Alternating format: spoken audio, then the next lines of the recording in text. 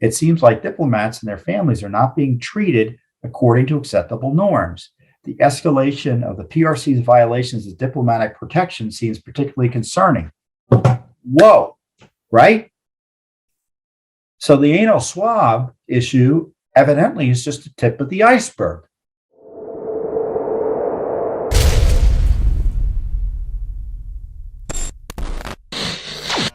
Well, Judicial Watch has been front and center in investigating the origins of COVID, exposing the truth about it, specifically the gamesmanship by Fauci and his lieutenants in hiding their concerns about COVID being originating from a lab in Wuhan that was supported by them.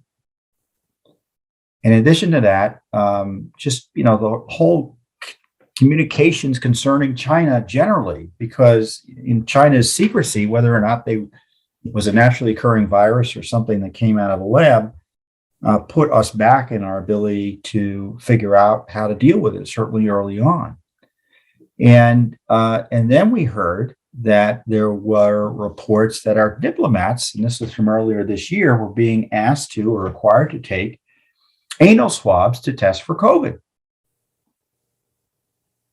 Of course, there was little to no follow-up as to what the heck was going on there. Why would that obviously embarrassing and invasive testing process be allowed of our diplomats? So Judicial Watch asked for, didn't get the information because the State Department was hiding material from us in violation of law. So we sued. And we got a round of documents a few weeks ago, or a few months ago, I forget now, that confirmed there were concerns about what was going on and that it looked like it was happening. Well, we got a new set of documents that confirmed beyond a shadow of doubt it was happening because someone says it happened to me, or at least third hand or second hand. As our headline says, records confirm Chinese government anal swab COVID testing of U.S. diplomatic personnel. It was only 11 pages, just a few emails that confirm it.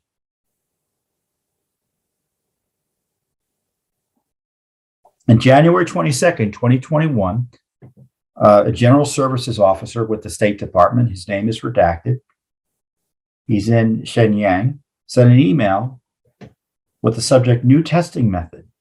So a colleague from blank telling our group redacted, I don't know what the name of the group is, that he was given an anal COVID swab at his apartment. Just a heads up, as I'm sure it is going to blow up soon. If you aren't already dealing with it, employee's name is, the name is redacted, and I don't want to know his name. Just getting ahead before the word of mouth starts spreading. Someone responds, that official's name is redacted. In what city did this occur? And what number test? And did he say if they gave any notice beforehand, the test would be conducted in this manner? And was he presented with the options? The official responds, it was done in Beijing. He is in his apartment as part of the +7, from my understanding, which I interpret to mean some quarantine, 7-day quarantine. No notice or options, as I can tell. He had to do both the nose and anal swab. There you go. It happened. So it looks like almost concurrently with that, if not in response to that email, because it was the same, it's dated the same time.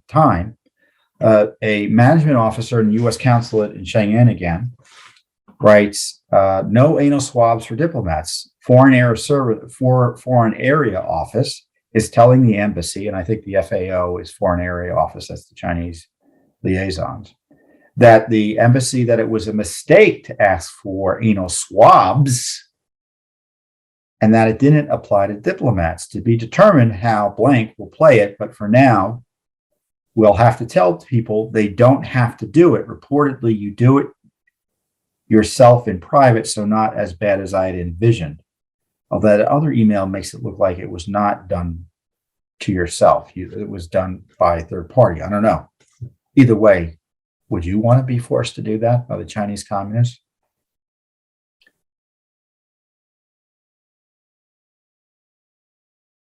So you would think everything is calm, right? And it kept on happening. So later in the month, there are more emails that show that things still haven't been fixed. They're still asking for the anal swabs. On January 27th, 5 days later, I have asked blank to contact blank immediately regarding the anal swab and environmental testing. He's calling them now. Please contact blank. Please contact the blank. Blank turned off the anal swab and indicated that we are fine with oral or nasal swab. He also turned off inside the apartment environmental testing as I protested both of these items. So they were fighting this for the next several days. But then listen to this.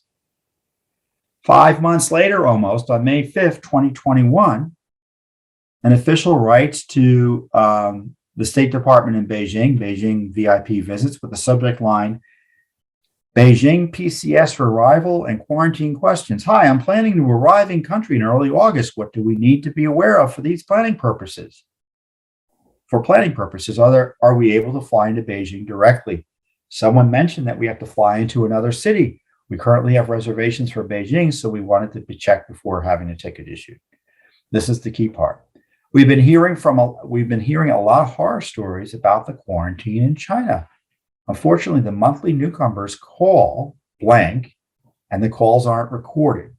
So we can't even hear the answers to others' questions via recording of the calls.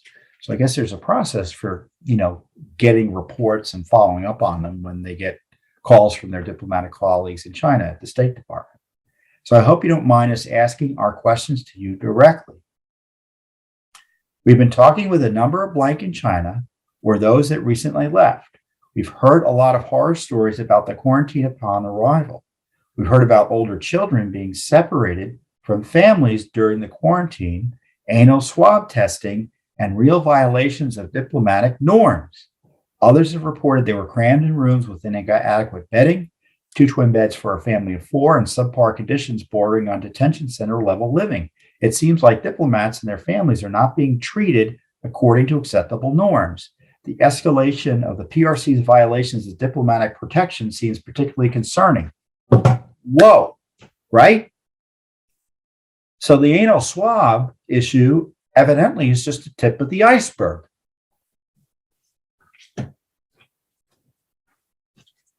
These poor living conditions, family separation.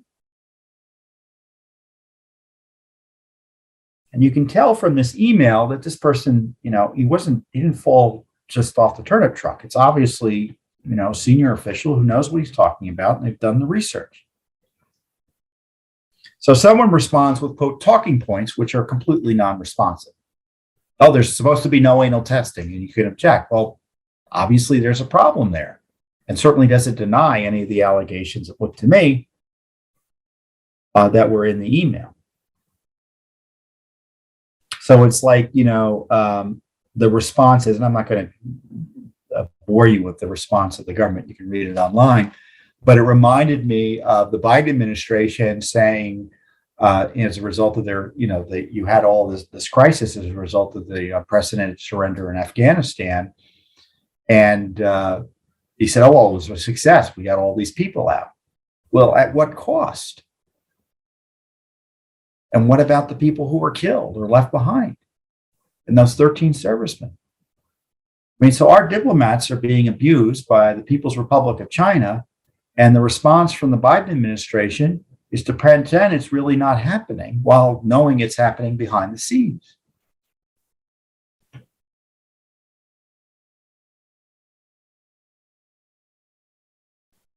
And again, this is Judicial Watch doing it. Where are the rest of the media? Where's Congress and everyone else? We're about to have the Olympics in Beijing. What's going on there? You would think it's relevant, wouldn't you? These documents confirm, as I say in our release, abuse of U.S. diplomatic personnel by the Chinese government. The Biden administration doesn't seem to have done much about this abuse of anal swab testing and other disrespect of our diplomatic personnel. Oh, wait, he did do something. They did do something. They pretended it didn't happen and tried to cover it up. When I say we got documents, it means that we asked for them. They broke the law to try to hide them for us, and we had to go to federal court to get them. So there was a lawless cover up. And, maybe I don't emphasize this enough. When we sue in court and get documents, that's a scandal because it means that these are documents that should have been produced to us in the ordinary course without us having to go to federal law, sue them in federal court for breaking the law on transparency. So once again, you name the topic: January 6th, immigration, COVID, Fauci, election integrity, you name it. Judicial Watch is front and center, standing in the gap, conducting the basic oversight that Congress refuses to do, the media doesn't want to do, and government obviously doesn't want done at all. And we do it with your support. And I encourage you to keep on keeping on that with that support. Thanks for tuning in. Be sure to subscribe to our YouTube channel to catch all the latest news from Judicial Watch.